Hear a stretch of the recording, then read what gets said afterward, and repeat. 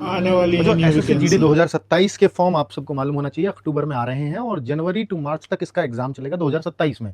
इसकी एज एक एक 2027 को मांगी जाएगी, अर्थात जनरल की एज 18 से 23 साल और ओबीसी की 18 से 26 साल और एससी एसटी की 18 से 28 साल के बीच में एज होनी चाहिए, तो आप इसका फॉर्म भर पाओगे। अब एसएससी जीडी के अंदर कौन कौन सी वैकेंसीज आती हैं? BSF, CISF, CRPF, ITBP, SSB और एसएसएफ, असम राइफल्स, इन सबके कांस्टेबल्स आप लोग बनते हैं। तो इसमें बीएसएफ कैसी पोस्ट है? बॉर्डर सिक्योरिटी फोर्स है, और जो पाकिस्तान और बांग्लादेश बॉर्डर पर ही इसकी ड्यूटी लगती है। और अब आप समझ सकते हो कि कितनी जबरदस्त ये फोर्स होगी, और दुश्मन से सीधे टकराने का मादा आप लोग रखते हैं। बांग्लादेश और पाकिस्तान बॉर्डर पर ही हमेशा ड्यूटी रहेगी। सीआईएसएफ की मैं बात करता हूं तो ये सेंट्रल इंडस्ट्रियल सिक्योरिटी फोर्स है। तो इसका मतलब है कि जो भारत के या केंद्रीय उद्योग होते हैं, तो केंद्रीय उद्योग में से एक मेट्रो आ जाता है, या भेल गेल जो भी केंद्र की इंडस्ट्री होंगी या केंद्र की मिनिस्ट्री होंगी, जो नई बिल्डिंग्स बन रही हैं, उन सब में सीआईएसएफ की सिक्योरिटी आप लोग देखेंगे। और अगर आप चाहते हैं कि भाई मेरे को केवल 8 घंटे जॉब से मतलब है और 16 घंटे में रेस्ट करूं, तो एकदम फिक्स ड्यूटी इसके अंदर होती है सीआईएसएफ के अंदर, और सबसे अच्छी ये पोस्ट भी मानी जाती है।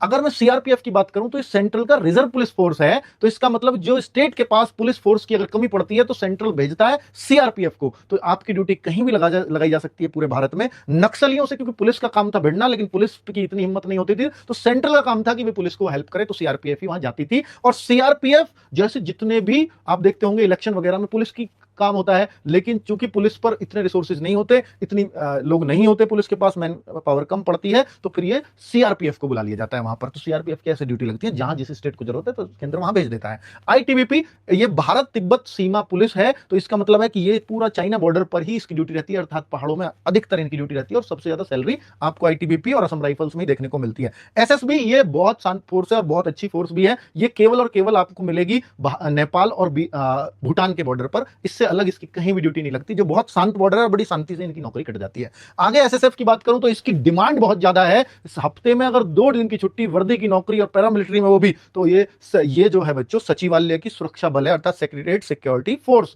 तो ये दिल्ली के अंदर ही रहती है ऑल लाइफ, और हफ्ते में 2 दिन की आपको छुट्टी भी मिलती है और 8 घंटे की ड्यूटी होती है। फिर इनको दिन दुनिया से कोई मतलब नहीं। आगे की पढ़ाई करनी हो तो एसएसएफ से बढ़िया और सीआईएसएफ से बढ़िया कुछ भी नहीं है। असम राइफल्स की बात करते हैं तो इसको नॉर्थ ईस्ट वाले बच्चे बहुत प्रीफर करते हैं, क्योंकि ये ड्यूटी लगभग लगभग उधर ही रहती है। और अगर आपको फौज वाली ड्रेस से प्यार है तो फौज की ड्रेस, आर्मी की ड्रेस बिल्कुल असम राइफल्स में होती है, और सैलरी भी अच्छी खासी इसके अंदर बनती है। अगर आपको एसएससी जीडी 2027 की तैयारी करनी है तो हम लोग 15 जून से वीर बैच आरडब्ल्यू एप्लीकेशन के अंदर लेकर के आए हैं, और बहुत जल्द एकदम बेसिक से इसकी क्लास शुरुआत होने वाली है, क्योंकि जब तक आपका एग्जाम आएगा तब तक हम इसको 2 बार पूरा कोर्स बहुत अच्छे से कंप्लीट कर चुके होंगे। तो बच्चों वीर बैच से जुड़िए अगर आपको एसएससी जीडी की अच्छे से तैयारी करनी है।